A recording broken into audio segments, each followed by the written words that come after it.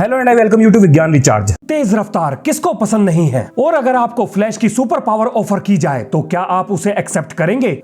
कोई भी डिसीजन लेने से पहले जरा फिजिक्स समझ लेते हैं, क्या पता आपका डिसीजन बदल जाए। तेज रफ्तार जबरदस्त रोमांच पैदा करती है, चाहे वो तेज गाड़ियां हो या क्रिकेट में फास्ट बॉलिंग। सुपर स्पीड कमाल की चीज है, अगर ये आपके पास है तो आप गोलियों से बच सकते हैं, ब्रह्मांड में किसी भी जगह पर सफर कर सकते हैं। सुपर स्पीड इसी का नाम है। थोड़ी देर के लिए मान लेते हैं कि आप 160 किलोमीटर प्रति घंटे की रफ्तार से दौड़ रहे हैं, जो कि एक बहुत ही कमाल की रफ्तार होगी, और इस रफ्तार के ज्यादा नुकसान भी नहीं होंगे। हाँ जी, तेज रफ्तार के बहुत सारे नुकसान भी हैं, और ये सारे नुकसान जानने के बाद शायद आप तेज रफ्तार वाली सुपर पावर का ख्याल छोड़ दें। इस एंटरटेनिंग वीडियो से आपको फिजिक्स के बहुत सारे कॉन्सेप्ट सीखने को मिलेंगे, वो भी बिना बोर हुए। अगर आपके पास बिना किसी और सुपर पावर के सिर्फ सुपर स्पीड है तो सब सत्यानाश हो जाएगा, पर दिक्कत रफ्तार के साथ नहीं बल्कि एक्सेलरेशन के साथ है। रुको डिटेल में समझाता हूँ। इंटरनेशनल स्पेस स्टेशन में एस्ट्रोनॉट 7.66 किलोमीटर प्रति सेकंड की रफ्तार से धरती का चक्कर लगा रहे हैं, और इस रफ्तार पर वो रोज 15 से 16 सनराइज और सनसेट देखते हैं। तो यहाँ से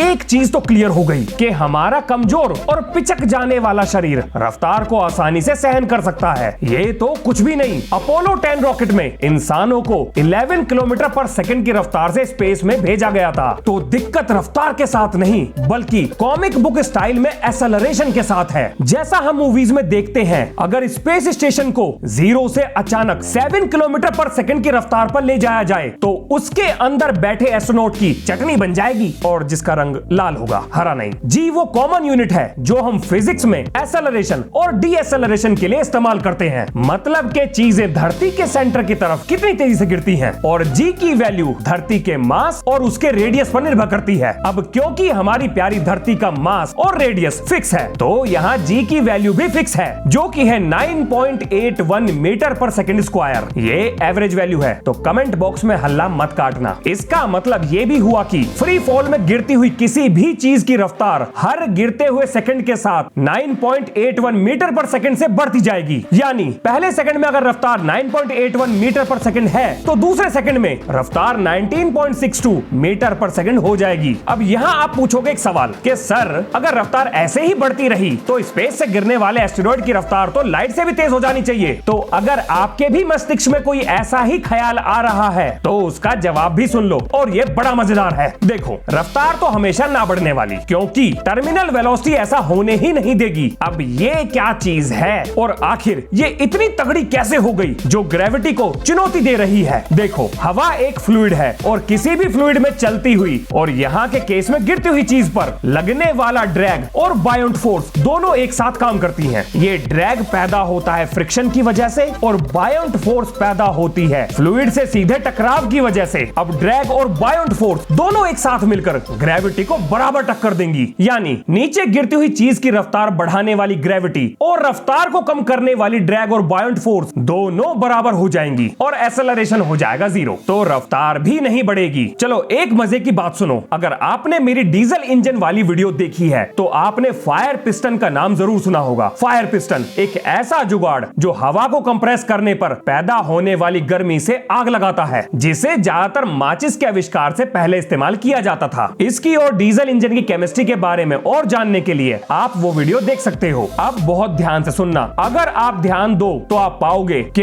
एयर के कंप्रेस होने की वजह से हीट पैदा हुई, तो ठीक इसी तरह से धरती के वातावरण में आता हुआ एस्टेरॉइड अपने सामने आने वाली हवा को कंप्रेस करते हुए जबरदस्त गर्मी पैदा करता है, यानी बोले तो एडियाबैटिक कंप्रेशन। एडियाबैटिक कंप्रेशन मतलब कोई भी हीट सिस्टम से बाहर ना जा सकती है और ना ही सिस्टम में आ सकती है, और यही गर्मी उसके जलने का कारण बनती है। तो अब अगर कोई एयर फ्रिक्शन वाली थ्योरी बोले कि जी एयर फ्रिक्शन से एस्टेरॉइड जलते हैं, तो उसे थोड़ा सा ठीक करते हुए ये वाली चिपका देना। अब इन सारी बातों का हमारी सुपर स्पीड से क्या लेना देना?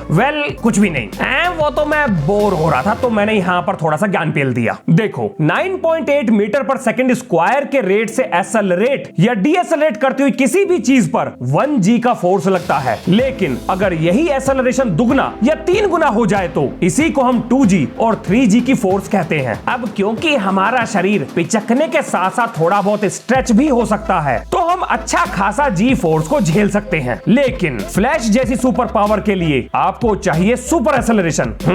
रियली सुपर नहीं, सुपर से भी ऊपर। अब जैसा कि आपको पता ही होगा कि कॉमिक बुक वाला फ्लैश लाइट से भी 10,000 गुना तेज रफ्तार से मूव कर सकता है। तो मान लेते हैं कि आप फ्लैश की जॉगिंग स्पीड यानी 1/10 ऑफ स्पीड ऑफ लाइट पर दौड़ने के लिए छटपटा रहे हो और इस स्पीड पर आपको पहुंचने में 1 सेकंड का 10वां हिस्सा ही लगता है। तो इतनी तेज रफ्तार के लिए जो ताबड़तोड़ एक्सेलरेशन आपने किया, आखिर वो कितना जी फोर्स पैदा करेगा? अब थोड़ा सा मैथ हो जाए तो ये जी फोर्स होगी 30 मिलियन की फोर्स, और इसे पैदा करने के लिए आपके पैरों को कितने न्यूटन की फोर्स लगानी पड़ेगी वो भी जान लेते हैं। अगर हम इस जी फोर्स को एक आम इंसान के मास से मल्टीप्लाई करें तो जो फोर्स निकलती है वो है 20 मिलियन न्यूटन से भी ज्यादा। बस इतुसी, यानी एक स्पेस शटल के इंजन से पैदा की गई फोर्स से बस 1000 गुना ज्यादा। अब बिना किसी और सुपर पावर के इतनी तेज रफ्तार पर एक्सेलरेशन करने के बारे में सोचना भी मत, नहीं तो पैर तुरंत टूट जाएंगे। या इतनी तेज रफ्तार पर किसी को बचाने की कोशिश करोगे तो उसे छूते ही उसके हाथ पैर उखाड़ दोगे। गए थे बचाने और ले आए टुकड़े। पर समस्या यही खत्म नहीं होती, हमारे दिमाग को भी उतनी ही तेजी से डिसीजन लेने पड़ेंगे, क्योंकि रफ्तार बढ़ते ही हमारी आंखों को भी सब धुंधला दिखाई देने लगता है। और प्रैक्टिकल करने के लिए गोल गोल चक्कर लगाकर देख लो, अच्छे से समझ में आ जाएगा कि जब चीजें आंखों के सामने बहुत तेज रफ्तार से गुजरती हैं तो कैसा दिखाई देता है। तो इसका इलाज क्या है? या तो बार बार दौड़ो और रुको, या किसी और सुपर पावर का जुगाड़ कर लो, क्योंकि इस एक अकेली पावर से तो कुछ ना होने वाला। तो आखिर फ्लैश के दिमाग को इतनी तेज रफ्तार पर आसपास की चीजें देखकर डिसीजन लेने के लिए कितना समय लगता है? ज्यादा नहीं, बस कुछ एटो सेकंड्स का। बोले तो फ्लैश के दिमाग के लिए 1 सेकंड 30 बिलियन ईयर्स के बराबर हो जाती है। तो अगर फ्लैश जैसी रफ्तार चाहिए तो आपके दिमाग और आंख को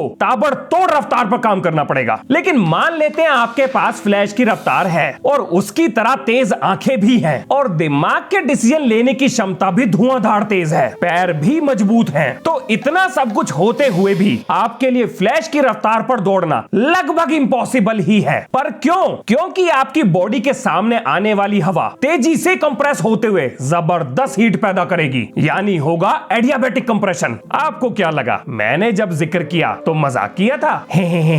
कब क्या बताना है, कितना बताना है, क्या नहीं बताना है, मुझे सब अच्छे से पता है। वो मजाक नहीं था। अगर आप एक साइकिल पंप को इस्तेमाल करने के बाद छू कर देखोगे तो पाओगे कि वो गर्म हो जाता है। तो इसी तरह कंप्रेस होती हुई हवा जबरदस्त हीट पैदा करती है। अब इतनी हीट शरीर को पल भर में धुएं की तरह उड़ा देगी। पर मान लेते हैं आपके कोई दूर के चाचा और फूफा न्यूटन और आइंस्टाइन के रिश्तेदार थे और न्यूटन और आइंस्टाइन के कुछ गुण उनके अंदर भी आ गए, जिसकी वजह से वो वैज्ञानिक बन गए और उन्होंने आपके लिए हीट रेजिस्टेंट सूट तैयार कर दिया, जिसे पहनकर आप दौड़ने ही वाले हो। रुक जाओ वहीं पर, दिक्कत अभी खत्म नहीं हुई है। डिब्री का क्या करोगे? डिब्री बोले तो स्पेस का कचरा, और ये कचरा धरती पे भी भर भर के है, कीड़ों और हवा में उड़ती हुई बाकी चीजों के रूप में। अब इस रफ्तार पर एक छोटी सी चोट भी शरीर में इतने छेद होंगे कि कंफ्यूज हो जाओगे कि सांस कहां से लें, और बाकी का हिसाब खुद लगा लो। अब आप भी पूरे क्रांतिकारी हो। आपने सोचा कि मैं एम्प्टी स्पेस में दौड़ूंगा, तो रुक जाओ वहीं पर। फिर से ऐसा करने के बारे में सोचना भी मत। अगर आपने ऐसा किया तो स्पेस रेडिएशन की जो डोज आप रिसीव करोगे वो पार्टिकल एक्सेलरेटर में सर देने के बराबर होगी। तो अब आप फ्लैश की तरह क्यों दौड़ नहीं सकते, ये मैंने आपको समझा दिया। वैसे इससे ज्यादा वीडियो का मकसद था आपको स्पेस एक्सेलरेशन, वेलोसिटी और टर्मिनल वेलोसिटी के बारे में बताना, और एडियाबैटिक कंप्रेशन को कैसे भूल सकते हैं, और एस्टेरॉयड की बर्निंग को भी। तो मिलते हैं नेक्स्ट वीडियो में। जय हिंद, जय भारत।